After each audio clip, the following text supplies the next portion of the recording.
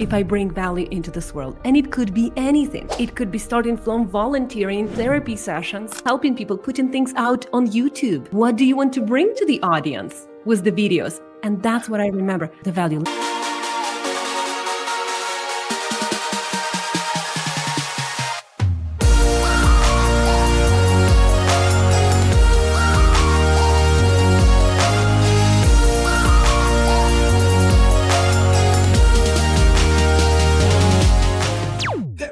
To another and an exciting edition of Living Boldly with Purpose.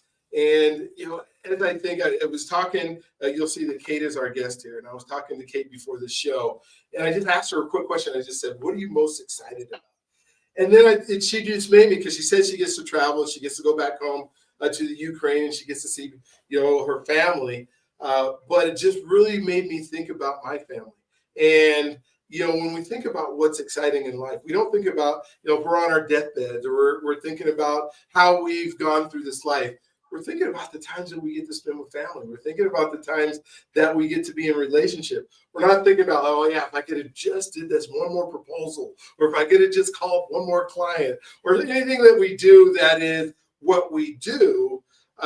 It's not why we live this life. It's not why we get up in the morning, and there's some days that I'm excited at night because I get to get up and I get to, come do this podcast. Like I get to talk to Kate today. And so I'm excited about having this conversation. But ultimately, if I had to trade Kate for hanging out with my mom, sometimes, or being able to go see her, Kate would lose, because it's just, when we think about all those times we spend, I have 8 children. And I have 16 grandkids. And with those children and those grandkids, they are my life. They're the reason that I get up every morning and I do the things. And, I have a granddaughter who I just gave her some, what did I just give her? Some kind of noodles. And she was like, it was the top ramen noodles, for lunchtime right now. But no, she wants the brown noodles, which are the chow mein ones or whatever expensive. And she said, it's just so fun to hear her at 3 years old, just talking and telling me and being able to express. So I think one of the scariest times with kids anyways, is when they can't communicate yet. And you're trying to figure out as a parent what it is that they want. And they can't tell you what they want. And you don't know if they're too, like you put like pajamas on them that have the feet on them and it's cold outside and you're cold. So you figure they're cold and you just wonder, are they like dying at night trying to get them off or that kind of stuff? And I kind of think about that as some of the things that we do when we're trying to relate to clients or we're trying to help people become, because I believe to live in purpose, you have to serve. But when you're serving people, sometimes you really don't know what they need or want, and they don't maybe not know what they need or want, and they have a trouble communicating it to you. So I don't know why I went off on that tangent, but it was just interesting. All that came from you just saying I get to go home and stay with my family, which is exciting. So we're going to have Kate on today. She's going to tell us a whole bunch more than just going home to see her family. But I can't wait to hear it. I asked her to tell us a story like we do with all of our guests. I can't wait to see where she came from, what she's doing, and then we'll chop it up after that. But Kate, the floor is yours. Go ahead and start wherever you want in your story, because you get to tell us all about you. So thank you for being on today. I appreciate you. Thank you, Brian, so much for that introduction. And the thought came in, and I would love to start with that thought about the kids. When you told me that, and you told the audience, right, that when I look at the kids and it's the most scary thing that they cannot communicate, it's the time for us as well as adults to remember and regress a little bit back and remember our time when we couldn't communicate. Kids come into our life, they have such a healing power. They remind us of what we couldn't do, but they can. What we allow them, but we didn't allow ourselves. Or we couldn't have that. And it's just such a blessing. This is purpose. Mm-hmm. These little moments. And so when you told about your grandkids, that's a wonderful start to the podcast about purpose. Yeah, I think that you are so right. You're so true. If we have to look at ourselves and say, and give ourselves some grace in that process, because we didn't know. We did have to figure out. And we expect that we get up every day and we know everything. And that we're able to do everything, but we haven't become that person yet that can do some of the things that we're expected to do. Thank you for sharing that. Yeah. That was joyful. All right, And talk just to having us. Yes. yes, and having that blessing that we can do it now. Hmm. Yeah. That's probably the core of any healing, to Hmm. understand that I can do now what I couldn't do before, right? Because the identity, we will talk about identity, but identity can stuck so hard that we might be stuck in that, knowing that I still cannot do it. I still not able to do that. And that's what happened to me. I grew up in Ukraine, and I grew up in a very average middle class family, was its own issues, Ukrainian community, very close in family, very close in family ties, and at the same time, a lot of suppression and a lot of generational trauma. And you grow up, you don't think about that, oh, it probably gonna show up somewhere later. You don't think about that. The younger you are, the more you're in the moment. And so when I grew up and at 25 decided that I want to immigrate for the better future, for the safety, I also realized that who am I going to be there? Okay, here I am. I had my own business back in Ukraine. I had a restaurant. It was going really well. Everything worked great. Why would anyone change that? But there was something inside of me that was talking. I didn't know that it could be some sort of a wisdom, intuition, a definite yes inside. I didn't know how to name that. I just had that pull. We need to go there. And so when we immigrated, I still kept doing what I was doing back in Ukraine, but already with a little pain. So before, as I was in Ukraine, I was like, just going on unconsciously, just working, doing what should be done. Until I realized, and one mentor told me, Kate, your should and have tos are other people's want to. Mm. If you're saying, well, I have to, I should, this is what needs to be done, it other people's wants. Yes, their wants, their dreams, and their your sheds. When before you move on, you said we immigrated. So who is we? I immigrated with my husband and with my 6-year-old daughter at that time. Oh, perfect. Okay, so you brought your family. So not only do you have your I guess I don't know the word that I'm looking for, but your insecurities, I think is what I'm looking for, and all the things that are going to happen as the belief, the anticipation of moving, but then all the fear of what this is going to be like. That got multiplied by your husband's and your 6-year-old daughter, who's being taken away from what everything she's known for 6 years in life, and she doesn't even know what's going on other than I got mom and dad. They're still going to take care of me. All right, so keep going. Absolutely. So true. And this is where the change of identities happen. You start to have that denial. Oh, I actually don't even need my family. I'm completely fine here. I'm going to be okay. You start that denial process in order not to feel the pain of separation, the pain of detachment, which is like a very natural pain for a human being. You start to suppress it.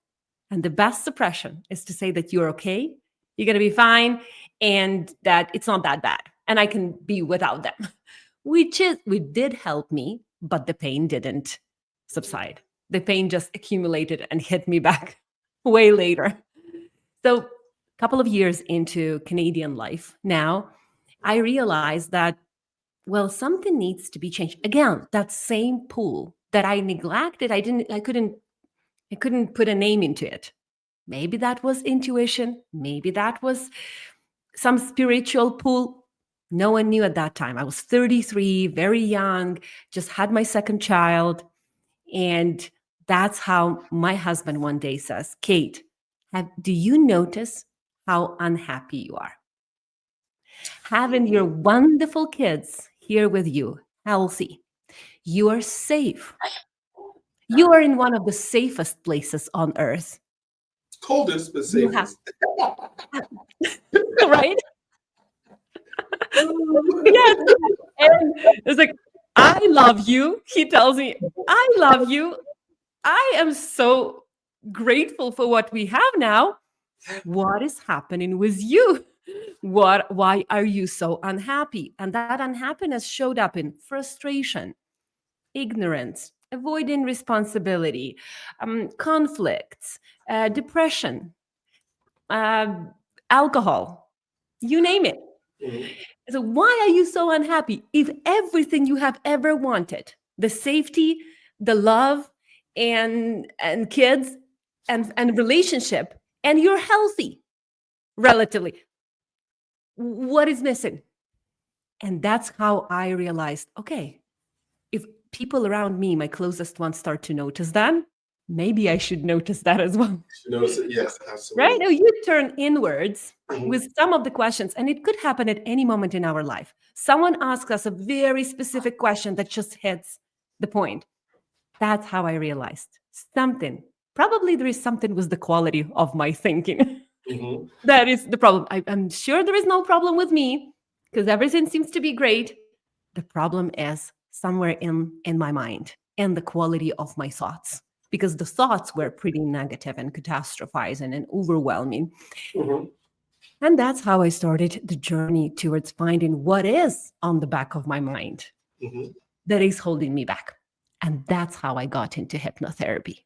Just one book after the other, one podcast after the other. It was 2020. It was COVID times. We spent more time at home, less traveling, and just being able to have that time.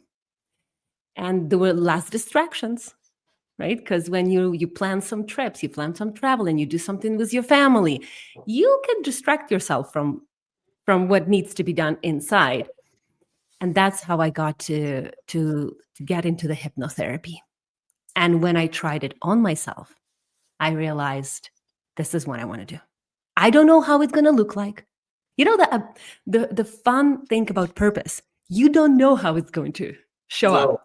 No, no. You never know how the life is going to guide you into that. It could be in so many different options and lifelines that you could go into and still be very fulfilled and have that joy.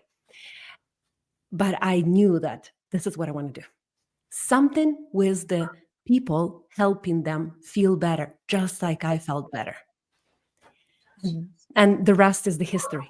Just got the schooling, went to to the hypnotherapy school, launched my practice. Every decision was so hard. When people tell me, Kate, how could you leave your job that was so secure, that had such a great career advancement possibilities? How could you just leave it right there? I gave a 1 month's notice. But I believe that as you know what you want to do, decisions are made way easier Way, way easier. It is. It than is when you're really just important. doing. Yeah, when you're just going through the motions, and people can tell you're not happy, right? And so many people, and I love that you pursued your dream, because there's so many people. And if you're watching now and you're saying, because my second book that I wrote is on the decision formula, on making decisions, and one of the things in that is decisions are reversible or irreversible. Like if you're going to get your leg amputated, that's irreversible. It's not going to grow back. You have to make some big thought. But so many people put the things that are reversible, like as if they're irreversible. Like if you pursue your dream and it doesn't work out, you can still go back, right? If you go, wait a minute, this really isn't my dream. I really don't like this stuff. I just realized I went after it. This is no bad. This is no good or whatever. You can go back. And so I'm so glad that you took that plunge and said, you know what? Yes, from your eyes or from the people watching you's eyes, they think your career, because they see sometimes potential of success or money or you be able to do stuff, but they see that for you, but they're not in your head. They're not in your mind space. They're not in your world that goes, I don't look forward to getting up every single morning to go do this thing that you think is so great. I don't like get home at night and go, oh man, now I want to, spend my time with my kids and everything, but I'm too tired because I've been spending all day doing this thing that I didn't enjoy. And you really do get tired doing something you don't like doing all the time, And it's the right? bigger exhaustion. It's way stronger exhaustion than when you are tired, but from the things that you love doing. Yeah.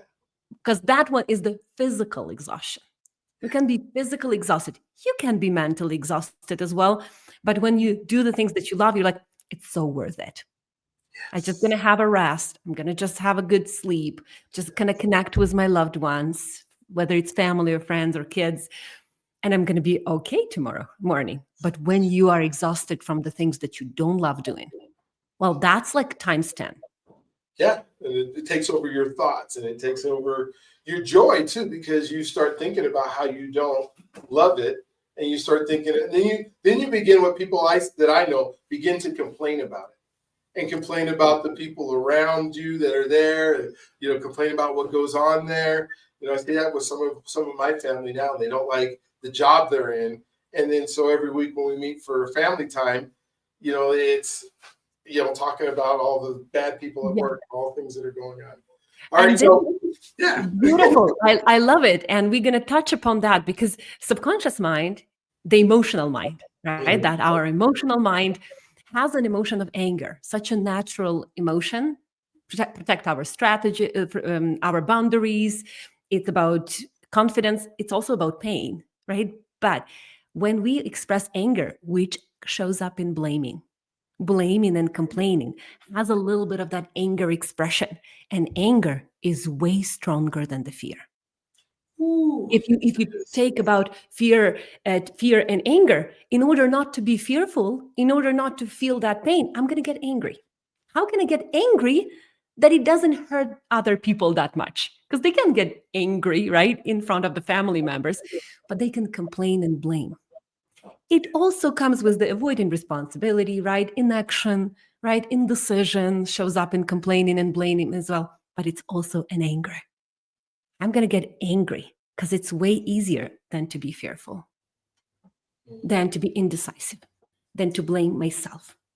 That's pain. So that's why Well, people, even think about when we think about the word fear, and I've been spending a lot of time, trying. When I think fear is a real and present danger, like a snake is going to bite you, a spider, something is going to get you. But most of what we call fear is really anxiety, a fear of unwanted outcomes of something that we think can happen in the future, and then we get anxious about it, and then we start our overthinking mind that starts going down this path of things we can't control anyways, and we just keep going, and then we call it fear. I'm afraid to speak or public speak. You're not really afraid. I mean, that's not a real and present danger. It's anxiety that your belief what somebody's going to think of you when you yes, do it, right? absolutely. And even if we go behind that fear of other people's opinions, behind that fear is how I'm going to confirm the limiting beliefs to myself. So if someone is not liking what I do, or complain or blaming or judging or criticizing me, it means I am not good enough. There is absolutely something. I have a faulty brain. I'm worthless. We are afraid of our own feelings about ourselves. Yes. And it just projects into all of these fear of other people's opinions, fear of being seen, fear of showing up for yourself, all of these fears. Underneath is what I'm going to think about myself. Absolutely. So these things are happening in your life, and you decide that you're going to try hypnotherapy. How did that come? Was it because you read something in a book? Somebody said you should try this. How did that part manifest itself in I want to pursue this, or this is intriguing to learn about? In 2020, when I realized that I cannot choose happiness. Mhm. I don't choose it, even if it's in front of me, right in my eyes. My kids, healthy, happy. I still cannot choose happiness. I took the first psychology course. Usually it was like mind awareness course, just get to observe your thoughts. And that is how I known that, oh, we have subconscious mind. And it's way more powerful than what we rationally tell ourselves. It's like, why do we have that conflict? And then I started to learn more about subconscious mind, realized that the change is happening there Mhm. much faster than if we rationalize things. It's like, why don't I work with the subconscious mind? And that comes with a little bit of my own story. I was a person who was very impatient. I was a person who was run on cortisol. wanting, having a monkey brain, wanting things right away, without delayed gratification. I want it right away. And subconscious mind is like that. It's impatient, right? It's habitual, it's predictive, it's insatiable, and it lives in the moment.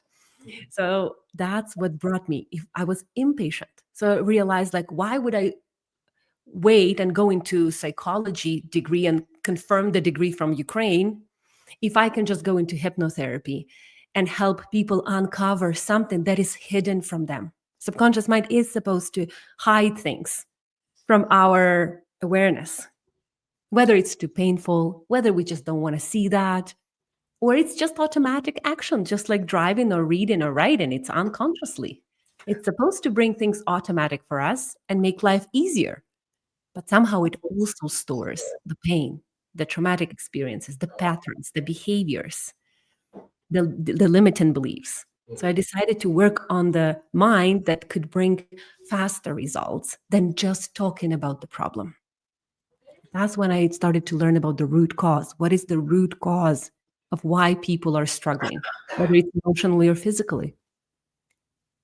And then the rest is the history. And I remember that I was driven by money. I was driven by Canada has this culture, just like North American culture. Mhm. You run, you pay the bills. So yes, a part of that drive was making money and being able to provide and to help my husband to provide for the family. And at some point, I remember reading the book. I was like, you know what? Money is just an applause from the universe for what you do. Do you remember what the name of that book was? No, I wish I did. I wish I did. But you know what? I can Google it Well, and when you find it, we'll put find it. we'll put it in the notes, the show notes, and so people. Yes, I know as I'm watching, I'm going, okay. I'm hoping I don't have to read the book because you're going to tell me and you're going to synthesize it for me, and I'm going to learn and grow. But if I have to, because it changed your life, so maybe it could change others' lives as well. So, for sure. It was such a deep understanding that the value I bring into the world mhm. is going to bring back the reward, even if it's not right away, even if it's like retrospective.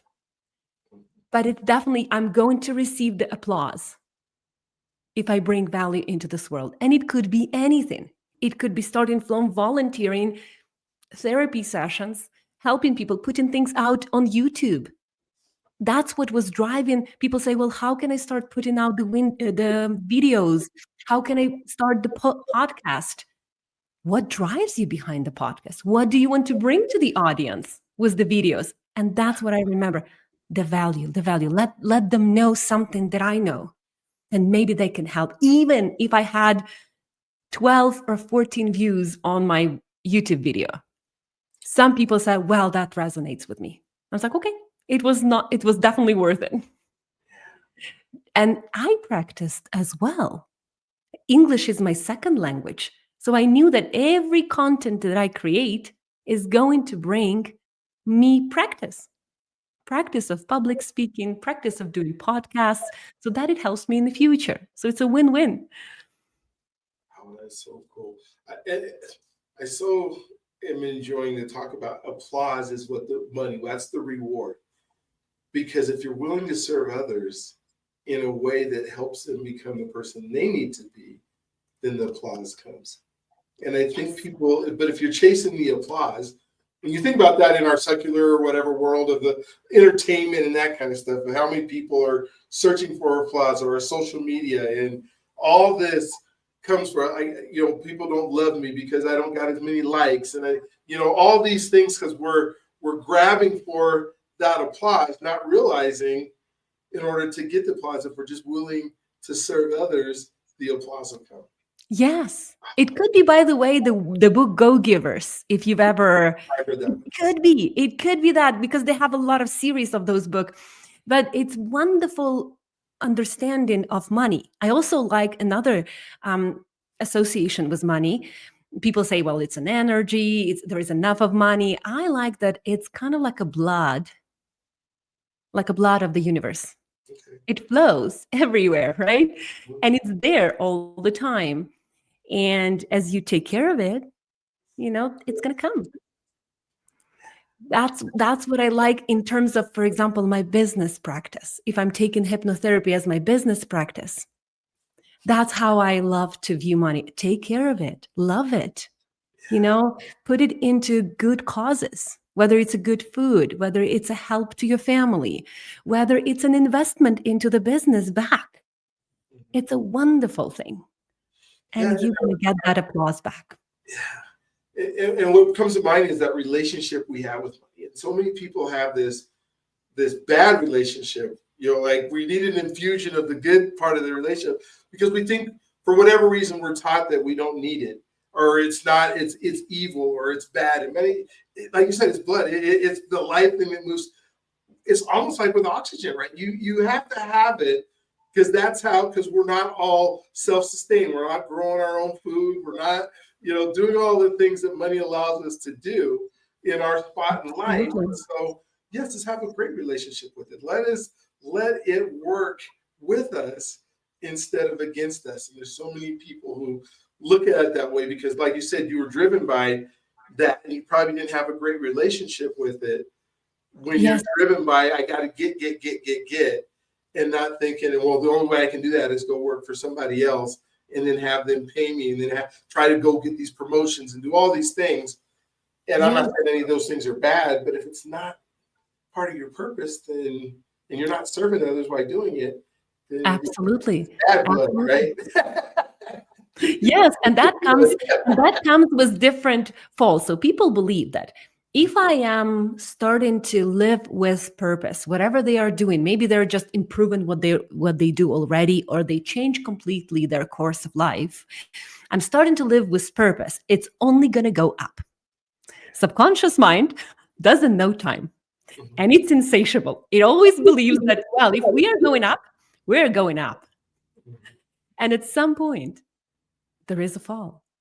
Yeah. It's a natural it's up and down, up and down. And so when I was driven by money so much, I started to realize that, again, I'm stuck in the identity, Mhm.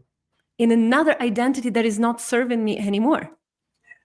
I wasn't, I adopted a beautiful identity that I'm helping people. I'm a hypnotherapist, one of the many identities I had. I'm a mother, I'm a wife, I'm a friend, I'm a daughter. But this was another one, right? I'm a provider, right? And that identity also was not always beneficial. So at some point, I've reached the point where, oh, again, there is no joy. Yes, the session bring you fulfillment and joy, but hey, still something missing? So, That core belief, it's not enough. yeah. I am not enough. And again, I love reading. This is my hobby, and I read lots of books. And again, and this time I know where this book is coming, where this phrase is coming from. It's coming from Janine Ross. She's a wonderful coach and a therapist, I think.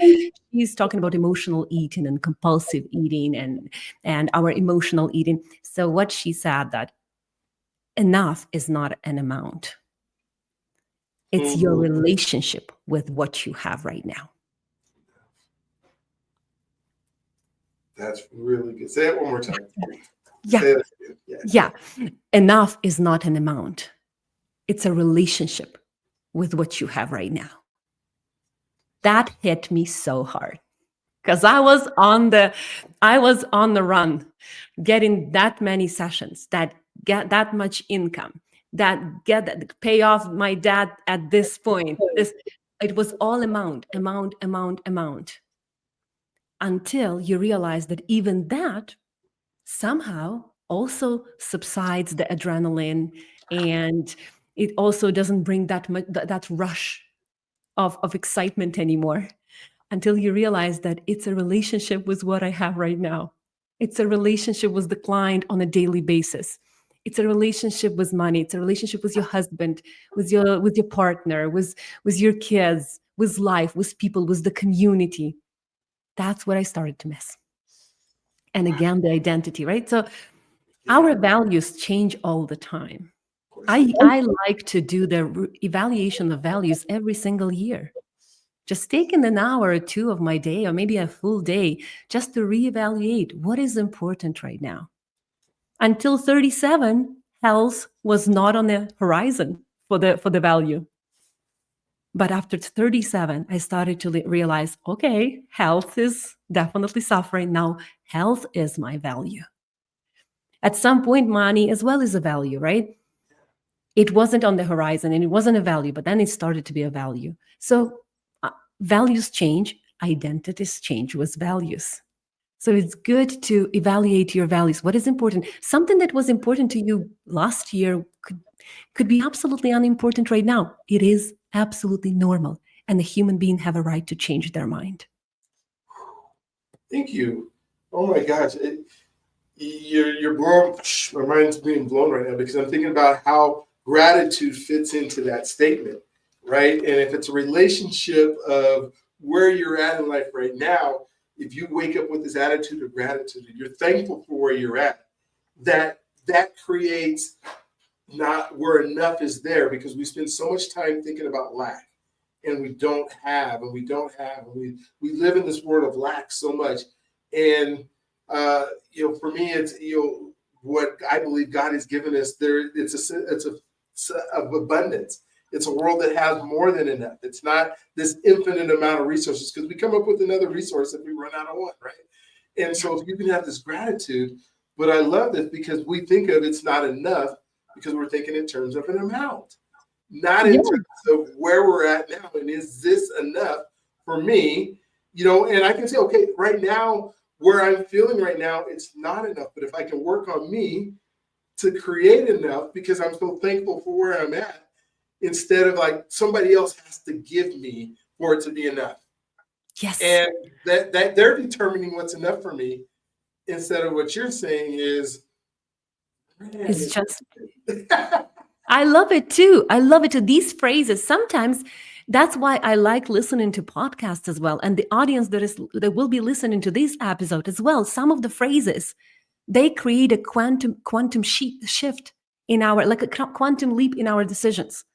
One little phrase here, one little phrase here, and we are more prone to make decisions for ourselves. good decisions. I mean, if I already feel like enough, or I'm in that spot where I've decided and I have this relationship, the decision I'm going to make on, okay, I need to go, I want to go buy this nice car, I guess, as I'm looking at it, right? But if I already have enough and I'm happy and I'm not going, I need this right now. Maybe there's something else in my decision that will Mhm. fulfill that relationship other than showing others I have this car that I can drive around and look good in. So Yes. they can applaud me, right? As you went back from before. But now I get to applaud myself. Oh my Yeah. gosh, this is so good. This is so good. Beautiful. Yeah, beautiful. And we are creatures of desires. We love to want something. Yeah. We want, we love to, and it's an incredible thing because we create something. We improve the processes in our life, and it drives our civilization. Mhm. Desires, however, also come at the price. So I love to say, and this is from Bible, the God gives you a desire and then tells you the price for it. So whenever I have a desire in my body, for example, a desire for a new piece of clothes, or a desire for some shiny toy, or a desire because I'm so overwhelmed with social media and I looked at all of these pictures and I looked at all of these projects that other people do. I was like, "Oh, I need to do that as well." Desires rise up all the time. The more stimulated we are with information, the more desires are going to rise up. And I also remember that, yes, God always gives me a desire, but the price comes later. Only then it tells the price for that. So I always like thinking about, okay, if I have that desire, what kind of price am I paying? Is it going to be a joy that is long lasting? Or is it a temporary, just the 1 minute joy of having something, and then you regret, or then you blame yourself, right? Because that was not that needed. We don't need that much stuff in our life. Sometimes the conversations like these is worth a year of stuff or years of stuff. Well, and there's nothing wrong with having desires. God gave them to us, and there's nothing wrong with completing them. It's just knowing that it's, knowing that it's enough once you get it, because you're not always chasing that next shiny, dangling thing, Yes. because you're trying to get this amount that somebody else told you. Oh my Yes. gosh. It's Hey, and it's so good to yes, right. And it's so good to know what you want, Mhm. not what other people want. Or what If other I people want want. this Yeah, car, or I want this piece of furniture, I want this trip, yeah, or I want this clothes, is it me who wants it? Or is it someone else who wants it and showed it to me? yeah. So is it Absolutely. actually that I want it? Then it's great. We're going to have more fulfillment in getting that. But if it's something that to fill the void, to feel enough, then that's probably going to skyrocket it out. Like it's going to be a snowball that it's going to be back at us. Okay, Yeah. you got my mind just going and running, running, running. But I want to know how the hypnotherapy helps with this, and how does it, because I want to feel like I have enough, and I want to, have that relationship and not thinking about amount. And you've got this incredible thing that allows us to utilize our mind to make it work for us instead of against us. So kind of maybe tell us what it is, and then, how you're going Yes. to help me walk away from this conversation and go get the things I desire in a Yeah, way that is truly me who desires it. Right? Yes. absolutely. Hypnotherapy is a modality to work with the subconscious mind. Subconscious mind, we can enter different states of mind: relaxation, more active state of mind. Trance is part of our those mental states. And trance is that relaxed state that has in itself all the good things and all the painful things, all the resources, and at the same time all the limiting beliefs. So it has all of it. In our unconscious mind is unlimited. It's still not researched that much, even though people are trying, but it's something that they cannot put the quantity into. Yeah. So that's why they cannot quantify it, they cannot measure it. That's why it is so confusing.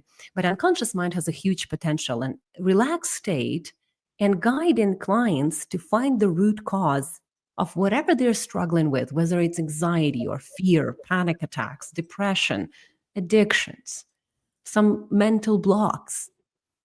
It gives them a better resource, because I don't know what the client needs.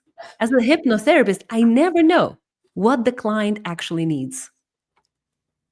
Very often we can give advice, but at the same time, it's my advice coming from my subjective side and some of the objective side, but still, it's what I think worked with other clients.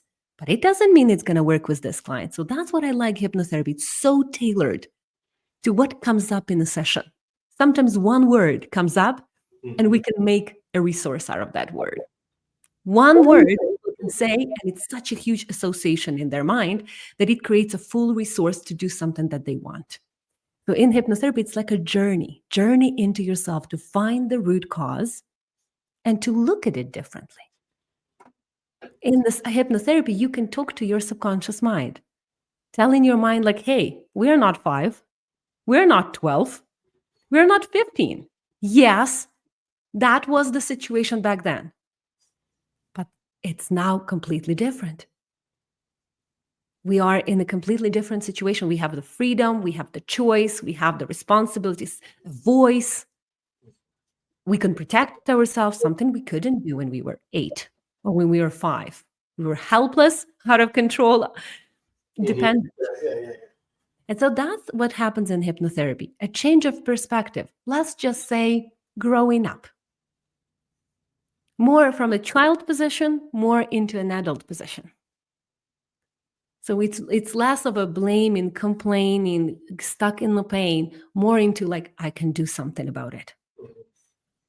That's what hypnotherapy is. Trance is such a powerful state of mind. Just like people would listen to the meditation, they also enter a sort of trance. Just like when people are taking the time for themselves for 15, 20 minutes to think deeply about making some decisions. Same. We are entering a state of trance. when we are with yourself and with our thoughts. That's a wonderful place to be. And so many things we can get out of it. Now, you said like earlier, you mentioned that when you got started, you were able to do for yourself, like you were working and practicing yourself on your own, hypnotherapy to yourself.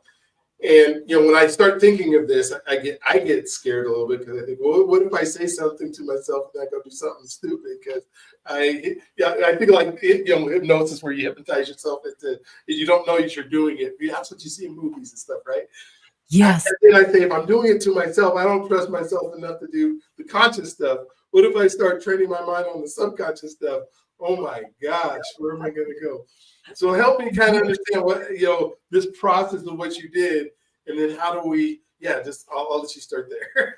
Yeah, so it's very interesting how our mind protects us from ourselves. Mhm. Right? The mind is like, what if I say something that I don't want to hear? Usually, even I notice that even working so much with my mind, I still notice how many lies I tell to myself on a daily basis. How many stories I tell myself that are actually not true. So in trance, a truth can come out. And that's something that can be painful, uncomfortable, and inconvenient at that moment. So, for example, when I needed to leave my job, consciously, I was like, well, this is amazing job. This is amazing career. I can do hypnotherapy on the side as a side job, and I can still keep my full-time job for that stable income. But when I went into this relaxed state and I asked myself, Kate, are you willing to exhaust your system so much and do two full-time jobs? Still having a family, a little kid who was Marco was at that time only 3 years old, who needs my attention. My daughter was coming into the teenage years, which is also a very important time to be with her. Am I willing to sacrifice that? And I was like, no. So the truth usually comes up. Self-hypnosis, or it could be just a meditation, it could be just a self-reflection time for yourself, a truth can come out, and that can be scary. That's scary for our ego. Or so, The yeah. ego is like, we don't want to go there. Let's not go there. Usually, there is nothing that can come out that you can be like, oh, no, this is something that is not coming from me. No, it's usually a liberation, a release. Hypnotherapy is so different from an entertainment hypnosis. The one that is done on stage. Yeah, yeah. That one is done for entertainment reasons. Like people are very suggestible. And so a hypnotist he looks at the people, he knows the body language, he knows the nonverbal communication so well that even when he is with the group of people, he knows exactly who can be hypnotized. Gotcha. And then people are, doing all of these things they are barking or they're acting like a chicken, whatever they do, it's just for entertainment purposes. People are doing that for having fun. Hmm. But Yeah. subconscious mind and hypnotherapy is more like a therapeutic method to get to the root and cause of pain. Yeah. And usually the root cause is only a couple of our limiting beliefs. There is something wrong with me. I'm not safe. I'm not worthy of something. I'm not good enough. Something that I want is not for me. So all of these core beliefs, that's what hypnotherapy works on these conclusions that we make in our mind that are so opposite from what we think. You might think, oh, well, everything's good. I should be fine. I should be good enough. I'm smart enough. I know I'm smart enough. Somehow subconscious mind is a compensatory to that. It's going to believe in completely different things. Oh my gosh. Well, that's encouraging because now that you can work, and I think of all the decisions or things that I do that are based on emotion, and then we try to back it up with this logic, but our logic seems to be flawed all the time. Yeah. And you need to be able to get to these root causes of where did this logic come from? What Mhm. made me think that this is something I should or shouldn't be doing? And then I try to back it up, and then I try to find, I guess, evidence or even more rationale, I guess, to back up something that. But if I Yeah. had just gone to the root cause and then realized The, it's not what I'm trying to do, anyways. Or whatever. absolutely. And all of these thoughts, let's just say limiting beliefs, it's just a repeated thought. It can be conscious. We realize, like, oh, I just had a thought that I'm not smart enough. But usually it's unconscious. We don't notice. 75 to 95,000 thoughts every single day. We don't notice all of them. Mhm. We only notice a couple of conscious thoughts on the front of our mind and thinking, but a lot of processes are happening on the back of our mind. So many different thoughts, and a lot of them are unconscious. And what is unconscious is going to control you. We are driven by what's unconscious. That's why hypnotherapy brings the unconscious into consciousness. And as you know it, you're like, oh, well, now I can do something about it. But if you don't know, how can you know what to do? How has it changed? So you start this in 2020, you get immersed in it, you read all these books in it, and now you're practicing as a hypnotherapist. How has it changed you and your life and the way that you make decisions for you and your family? I changed. The biggest part that changed is I became less opinionated. Mm, okay. So I had a lot in a lot of areas of my life. I was black and white, Mhm. black or white, very extreme opinions. It's either this or that. There isn't a lot in between. Hypnotherapy helped me realize, and all of these clients that I had make me realize, oh my good, it could be so many other things that play into a problem, for example, or what works for this person absolutely doesn't work for this client. So I would say that the extreme opinions became more softer. I started to be more open minded. And open mindedness brings more inner peace. You're not reactive to other people's opinions, you're not reactive to judgment or criticism. It also taught me that people usually talk about themselves. When I'm telling my daughter, hey, stop eating junk food, it's also I'm talking about myself. Kate, stop eating junk information. Mm, We are very often, when we say something, we are talking actually about our values, our beliefs, and our problems, even though we might be talking about someone else. So when people are given, for example, those hateful comments that people find on social media or some negative feedback, I know that it's rarely about me.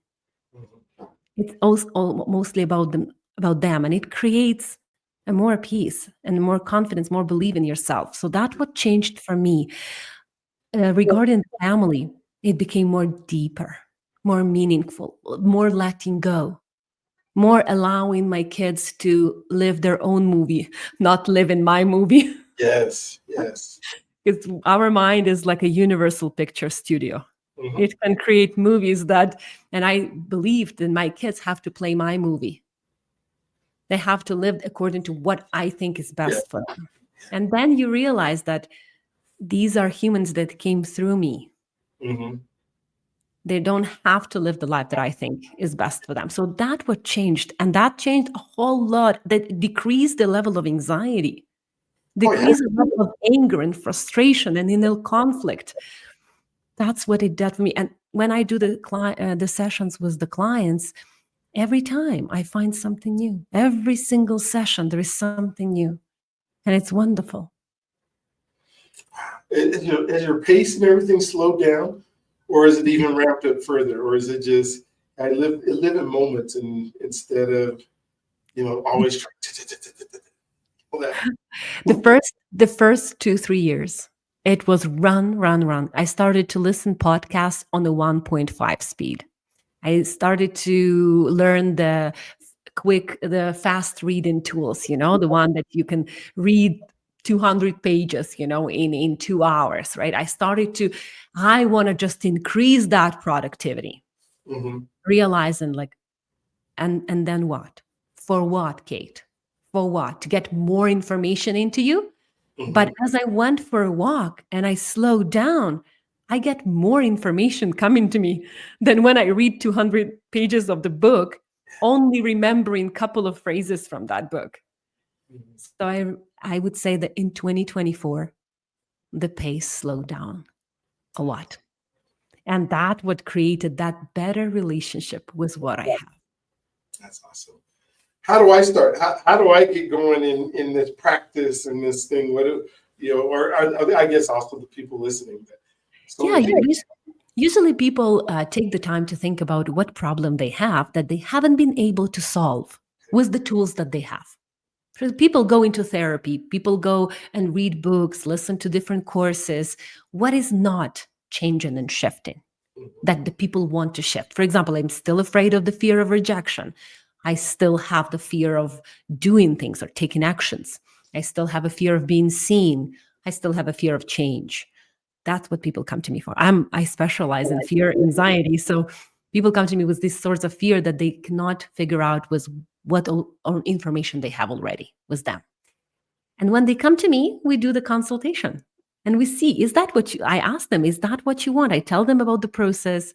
I show them, send them a couple of more of my videos on that topic of the problem they're struggling with. And they decide, do I want to work with her? And that's how they come to me for a session. And it can be done in person or online. Okay, that Yeah. was so cool. Well, we got probably about 6 or 7 minutes left, and I want to make sure I got to be the patient today. I got to listen and hear and get all this knowledge. But I'm sure there's some things that you wanted to say, some things that you wanted to make sure everybody gets. And so I want you to go ahead and share with us everything that I didn't get to ask you because I was being selfish. Yes. Usually, when people think about the purpose Mm-hmm. and they think about that it's something specific, Mm-hmm. something like it's a job or it's a hobby or it's a purposeful work, it's something very specific. I would say it's a combination of different things that we are doing in our life, including gratitude, including giving value and helping people, including helping yourself and giving more love and appreciation to yourself. It's a combination of things. And as we start doing it, somehow things start to be more purposeful. Mm-hmm. Usually, with time, it may change. Things that we did with purpose start to be not as important for us. Change is the only thing we can be absolutely confident in. And people very often don't like change because change creates discomfort. Mm-hmm. However, change is the only thing that we can be absolutely sure it's going to happen. And But the way we react, yeah. Oh my gosh. yeah, It and has to the way we grow with react, it. Yeah. Oh my God. yeah, the only thing is change, right? And you've probably noticed that in your life so much Mm-hmm. that things when we thought would be all the time are not there. Nothing. Nothing is not there. Like kids are close to us, then they just go live their own life and they're not that close. And there are the disconnection and connection as well happens all the time. So the changes happen in the movement. And by the way, when people say that I am stuck, but nothing in this world is stuck. You take a phone Mhm. and it's still inside the little particles, they're still moving Mhm. just at the lower speed. For example, like that's what it is, right? Yeah. Nothing is stuck, so we are also not stuck. Sometimes when we see that not a lot of things happening outside, there is a lot of things happening on the inside. Yeah. So we're not stuck, we are never stuck. And as because stuck creates a feeling in the body starts to get anxious Mhm. because the body only responds to what we think and what we say to Yeah. ourselves. To the stimulus. So as we say, I'm stuck, I'm done with it, it's never going to get better. It's the end of me. He or she is killing me. All of these phrases that we are very often Mhm. so habitually saying to ourselves create the feeling of helplessness. And feeling of helplessness creates anxiety. So if people want to decrease or soothe that anxious feeling, the best one is to change the thoughts. Yeah. I am figuring out right now what to do with my life. I'm in the process of thinking about my future. I am now a bit confused instead of unstuck. The way the words that we say create the feeling. So we need to change the word, and then the feeling will also change. That's so cool. That is so neat. As you're thinking, I'm like, everything in my life has changed from when we little, except for that I don't like mustard. And so that's never gonna change. But other than that, oh my gosh, I guess it's possible that it could. Oh, but yes, it's just so much fun. I mean, thank you so much for spending your time with us today. And Thank this is you. one of the special conversations that I've been able to have. Just the one thing that you said about what enough is, it's not an amount, is going to, I believe, change my life and probably change those of others. And so, is there a way that people can get a hold of you, or a way that they can make sure that hey, that they resonate with you? You said it can be done online, so you don't have to be in Calgary to be able to communicate with you. How do they do that? Yes, I do have an extensive social presence. So they can find me online, katesemenuk.com. There's a lot of information about hypnotherapy, about me on the website. There are some of the free resources. There is a free course on mind awareness on my website. It's a 7-day course, how to learn how to observe your thoughts, your feelings, your emotions, your body. It's a wonderful course that people can take for free on my website. I have a YouTube channel, Fears, Kate Semenuk, Fears Expert. Lots of fears that I uncovered in those videos. People definitely can take a lot of content from me. Oh, that's great. Hey, well, thank you again for being on the go to Kate's website. Even if you don't think you need it, I'm telling you, you need it. And so get on her website, spend some time even communicating.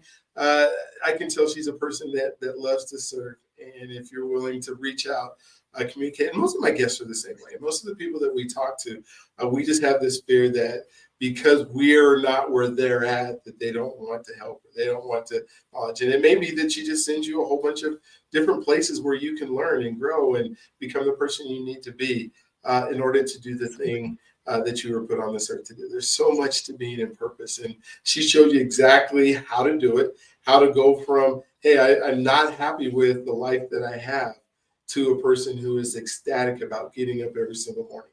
And that can be for you too. And so go ahead and hit the subscribe and notification if this podcast resonated with you. Share it with somebody else. There's somebody else who needs this information. And sometimes we're like, well, I don't want to be a bother, or I don't want to, but you never know. The best thing you can do is share it with them. And if they decide not to reject it or not part of it, at least you did your part in sharing it. And so I want everybody to remember that you are God's greatest gift. He loves you if you allow him to. And we will look forward to talking to you on the next one. Thank you so much, Kate. This has been amazing. Thank you so much for inviting me. It was a real pleasure to be here. Yes, thank you.